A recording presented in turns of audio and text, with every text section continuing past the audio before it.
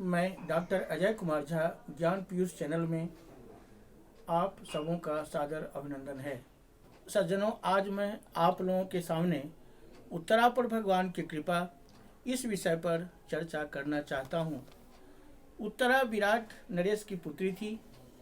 पांडव जब अज्ञातवास में विराट राजा के यहाँ अपने नामों को गुप्त रखकर अपने शस्त्रों को दूर वृक्ष पर रख दिया था।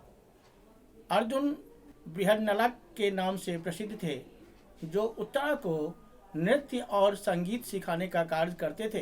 राजा विराट उत्तरा की शिक्षा से प्रसन्न रहते थे। जब अज्ञातवास खत्म हो गया तो कौरवों के साथ युद्ध में अर्जुन की वीरता देखी और उन्होंने उत्तरा के साथ विवाह का प्रस्ताव रखा, परंतु अर्जुन की शिष्या उत्तरा थी, अतः विवाह होना संभव नहीं था। परंतु विराट राजा के सम्मान को देखते हुए अपने पुत्र के साथ उत्तरा का विवाह करा दिया। अभिमन्यु भी कम बलशाली नहीं था। उन्होंने अपने पिता अर्जुन और प्रद्युम्न से अस्त्र शिक्षा को प्राप्त कर लिया था। अभिमन्यु असाधारण वीर थे।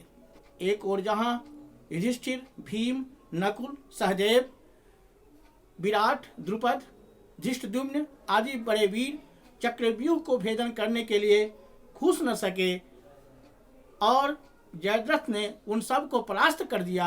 अर्जुन उस दिन दूसरी तरफ युद्ध में लगे हुए थे। अभिमन्यु अकेले ही चक्रव्यूह को भेजते हुए प्रवेश कर गए और हजारों वीरों को मार गिराया। द्रोणाचार्य, कृपाचार्य, कर्ण, अश्वत्थामा, बृहद्बल और कृतिवर्मा, इन 6 महारथियों ने अन्यायपूर्वक इन्हें घेर लिया। उसके बाद भी अकेले अभिमन्यु ने बहुत वीरता के साथ अनेक वीरों का संहार किया। अंत में दुशासन के बालकों ने गदा से उनके सिर पर चोट किया, जिसके कारण अभिमन्यु की मृत्यु हो गई। अपने पुत्र की मृत्यु सुनकर अर्जुन बहुत घबराए। अपने पति का समाचार सुनकर उत्तरा के सिर पर तो मानो दुख का पहाड़ ही टूट गिरा हो। उसका धैर्य टूट गया। भगवान ने कहा, उत्तरे, तुम्हारे गर्भ में जो संतान पल रही है वह चक्रवर्ती राजा बनेगा। वह पांडव का एकमात्र बीज है जो मुक्ति प्रदान करने वाला ग्रंथ श्रीमद्भागवत महापुराण सुखदेव भगवान के द्वारा श्रवण कर अपने तथा पूर्वजों का उद्धारक होगा। तुम्हारे यश और कीर्ति को हमेशा लोग गाएंगे। इस अमर ग्रंथ के सुखदेव और परीक्षित संवाद सुनकर लोग मुक्ति को प्राप्त करेंगे। उत्तरे, तुम धैर्य रखो। जिन महारथियों ने तुम्हारे पति को चक्रव्यूह में घेर लिया था, उन सबों की कोई भी दशा बाकी नहीं रहेगी।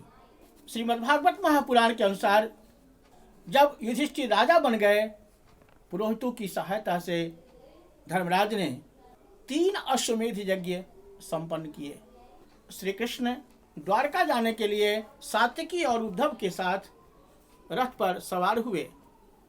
सज्जनों, उसी समय रोती बिलखती हुई अभिमन्यु पत्नी उत्तरा दौड़ती हुई भगवान के सामने आई।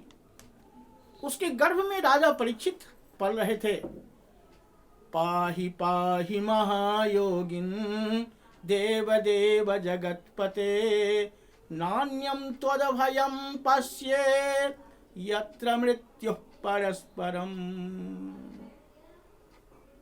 उत्तरा कहती है, हे जगदीश्वर, आप महायोगी हैं, मेरी रक्षा कीजिए, रक्षा कीजिए।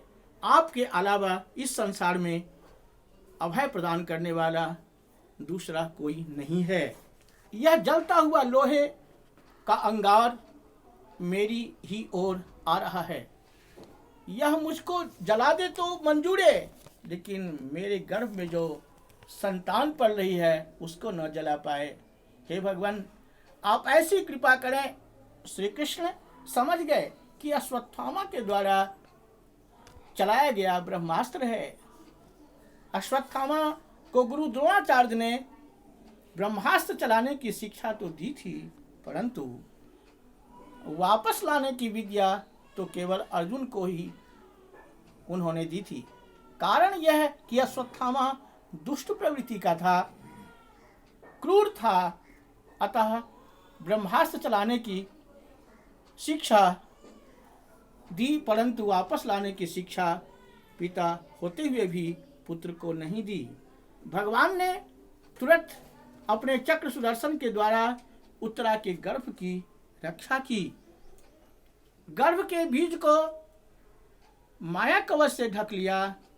ब्रह्मास्त्र अमोघ है, परंतु वह भगवान के सामने शांत हो गया और उत्तरा की गर्भ की रक्षा की। सज्जनों, एक साहसी और अबला नारी की भगवान ने रक्षा की, बहुत बड़ी कृपा की। जय श्री कृष्ण।